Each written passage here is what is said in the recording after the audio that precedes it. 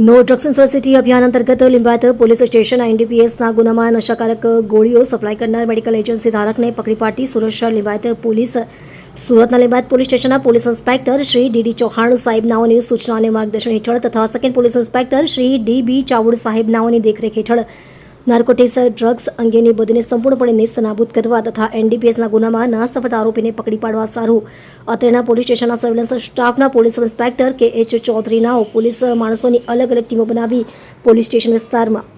પેટ્રોલિંગમાં હતા. દરમિયાન એએસઆઈ અંકિતભાઈ દાનાભાઈ તથા પોલીસ કોન્સ્ટેબલ સાજણભાઈ કાનાભાઈ નાઓને મળેલ બાતમી હકીકતના આધારે અગાઉ અત્રેના લિંબાયત પોલીસ સ્ટેશનમાં દાખલ થયેલ ગેરકાયદેસર 2 નંગ પત્તા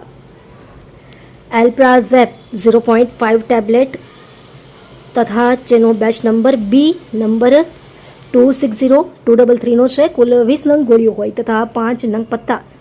એલ્પ્રાસ્કેન 0.5 છે, જેમાં કુલ 50 નંગ મળી કુલ નશાકારક ગોળીઓ કુલ નંગ 70 જે ગોળીઓની કુલ કિંમત ₹3500ની મત્તાના એનડીપીએસના ગુનામાં નશાકારક ગોળીઓ સપ્લાય કરનાર મેડિકલ એજન્સી ધારક પિયુષ મનોજ ભદાણેને હ્યુમન સોર્સિસના આધારે ટેકનિકલ વર્કઆઉટ કરી પકડી પાડી કાયદેસરની કાર્યવાહી કરેલ છે.